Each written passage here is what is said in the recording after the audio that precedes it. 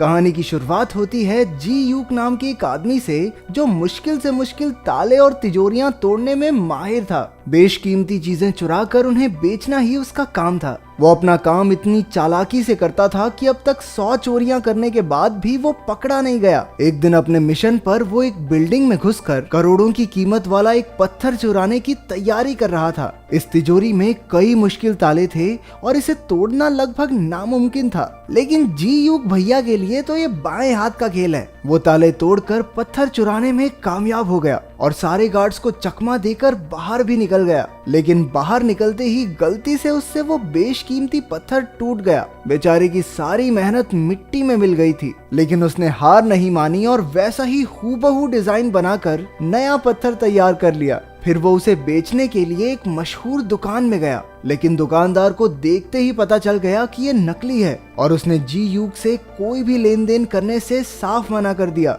लेकिन जी यूक भी जानता था कि ये दुकानदार आमतौर पर तो नकली चीजें बेचता है और इसलिए उसने पुलिस के सामने दुकानदार की पोल खोलने की धमकी दे दी। हार कर दुकानदार को वो पत्थर लेना ही पड़ा। जी यूक का बेस्ट फ्रेंड गोइन भी उसका पार्टनर था। उसकी खासियत थी कि वो मामूली सी चीजों में भी विस्फोटक फिट कर लेता था। इस चोरी के बाद जी यूक ने नकली नोट छापने का फैसला किया। उसने हूबहू नोट तैयार कर लिए, लेकिन उन पर शराब डालते ही अक्षर मिट जाते थे। जब बात नहीं बनी तो उन दोनों ने हीरो की एक दुकान लूटने का फैसला किया, जिसमें लगभग 3 करोड़ का माल था। लेकिन ये काम इतना आसान नहीं था, क्योंकि दुकान में चारों ओर सीसीटीवी कैमरा लगे थे। कैमरास को हैक करने के लिए उन्हें एक जबरदस्त हैकर की जरूरत थी। तो इस काम में उनका हैकर होगा जैंग बे। उसके बारे में अफवाह थी कि एक बार उसने पैसों के बदले अपने ही साथियों की मुखबरी पुलिस को कर दी थी, लेकिन फिर भी जी यूक और गोइन ने उस पर भरोसा करके उसे अपने साथ शामिल कर लिया। इसके बाद जी यूक की दोस्ती यूना नाम की एक लड़की से हो गई, जो ऐसी कीमती चीजों की एक्सपर्ट थी।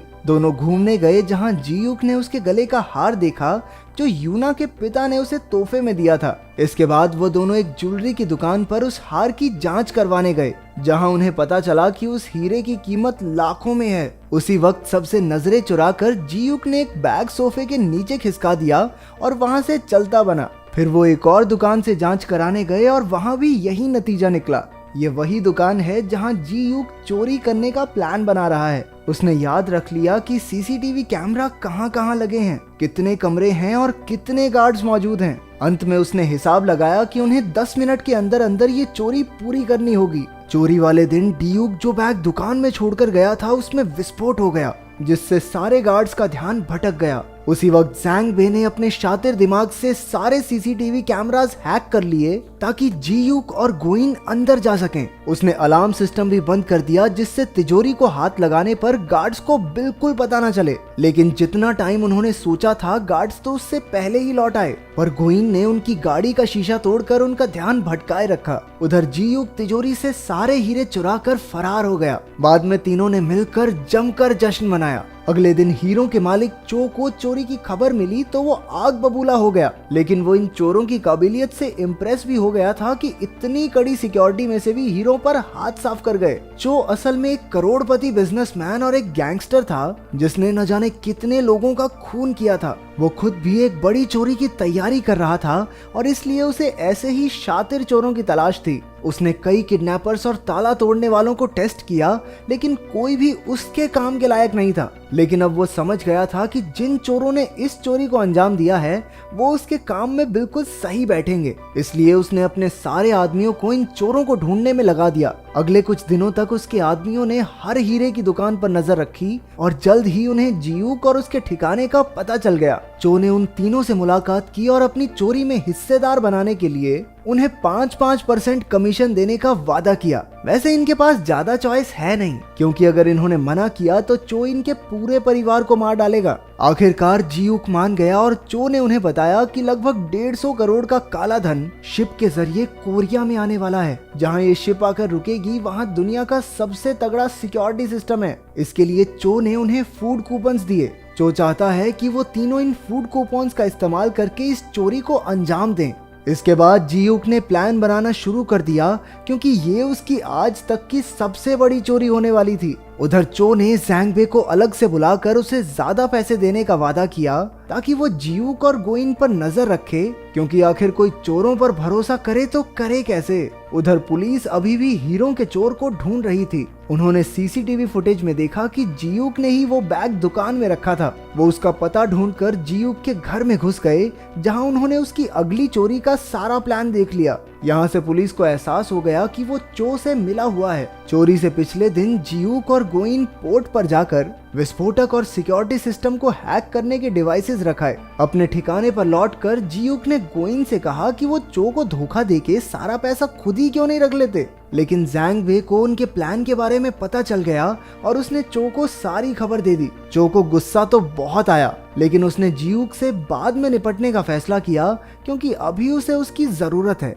इसके बाद जियूक ऊना से मिलने गया, लेकिन वो उसके यूं अचानक गायब हो जाने से बहुत नाराज थी। जब वो नहीं मानी तो जियूक ने बताया कि उसके पिता ही उसके गुरु थे। यूना का बाप मिस्टर ओ ही वो आदमी था जो जियूक को इस चोरी की दुनिया में लाया। एक समय पर वो चोरी चकारी छोड़कर एक आम जिंदगी जीना चाहता था, लेकिन उसी दिन उसके बिजनेस पार्टनर चो ने उसे मार डाला। यूना को उसकी किसी बात पर यकीन नहीं हुआ और वो वहां से चली गई। कुछ ही देर में चो के आदमी उसे किडनैप करके ले गए ताकि जियूक उससे गद्दारी ना कर सके। फिर चोरी को अंजाम देने का दिन आ गया और सारे चोर पोर्ट में घुसने में कामयाब हो गए। उधर से चो ने विस्फोटक में धमाका कर दिया, जिससे सारे सिक्योरिटी गार्ड्स का ध्यान भटक गया। मौका देखकर जैंग बे ने सिक्योरिटी सिस्टम हैक कर लिया और वहां के लोगों को लगा कि इस प्रॉब्लम को तो वो 40 मिनट में ठीक कर देंगे। अब जियूक और गोइन के पास काफी टाइम था। वो तिजोरी के पास गए और जियूक ने अपनी काबिलियत से ताला खोल लिया। अब उनके सामने पैसों का ढेर लगा हुआ था। बिना समय गवाए उन्होंने अपने ट्रक में पैसे भरने शुरू कर दिए और बदले में चो के दिए फूड कूपन्स रख दिए।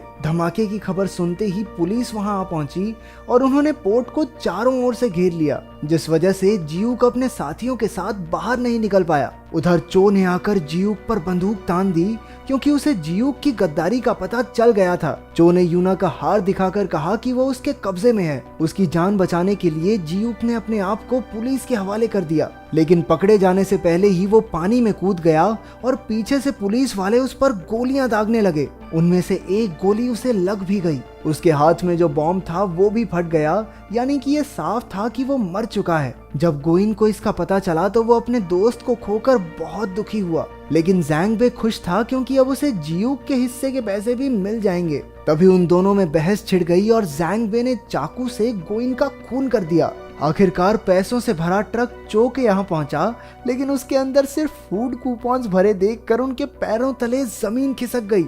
उसे कुछ समझ नहीं आ रहा था कि तभी जियूक का कॉल आया, जो एकदम ठीक था। अब सारे पत्ते खुलने लगते हैं कि असल में शुरुआत से जो हुआ वो सब जियूक के प्लान का ही एक हिस्सा था। जियूक चो से मिस्टर ओ की मौत का बदला लेना चाहता था। सबसे पहले उसने जो नकली पत्थर बेचा उसमें एक माइक्रोफोन फिट कर दिया, क्योंकि वो जानता था कि चो वहां अक्सर खरीदारी करने आता था। उसके प्लान के मुताबिक बिल्कुल वैसा ही हुआ और चो ने वो पत्थर खरीद लिया। उसकी बातें सुनकर जियूक को पता चला कि चो एक शातिर चोर की तलाश में है, तो उसने जानबूझकर हीरे चुराए ताकि वो चो की नजरों में आ सके। पूरा टाइम चो को लगता रहा कि वो जियूक को ढूंढ रहा है, लेकिन जियूक खुद ही उसके लिए सबूत छोड़ रहा था। जैंग बे भी जियूक का ही साथी था और वो बस चो के साथ होने की एक्टिंग कर रहा था। जियूक को पकड़ने आई पुलिस भी फर्जी थी, और तो और उसे लगने वाली गोली भी नकली थी।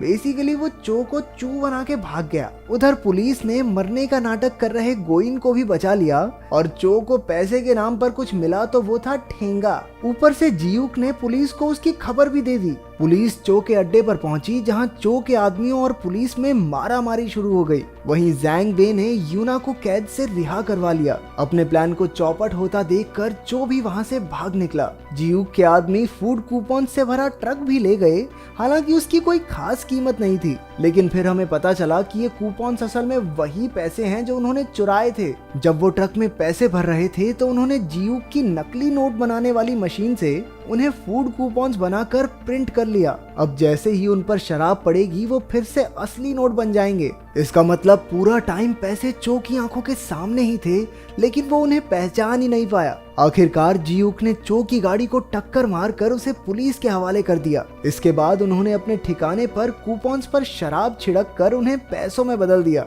अब इतनी बड़ी चोरी की है तो जियूक कुछ महीनों के लिए अंडरग्राउंड हो गया। एक दिन जियूक ने यूना को पैसों से भरा एक बैग भेजा जिससे वो दुबई में एक आर्ट गैलरी शुरू कर सकती है, जो कि हमेशा से उसका सपना था। वो दुबई पहुंची और वहां उसे एक म्यूजियम में अपना हार दिखा। तभी अपने जियूक भैया की एंट्री हुई और दोनों साथ मिलकर खुशी खुशी रहने लगे। अगर वीडियो पसंद आई तो लाइक कर देना, चैनल को सब्सक्राइब कर देना। मिलते हैं अगली वीडियो में।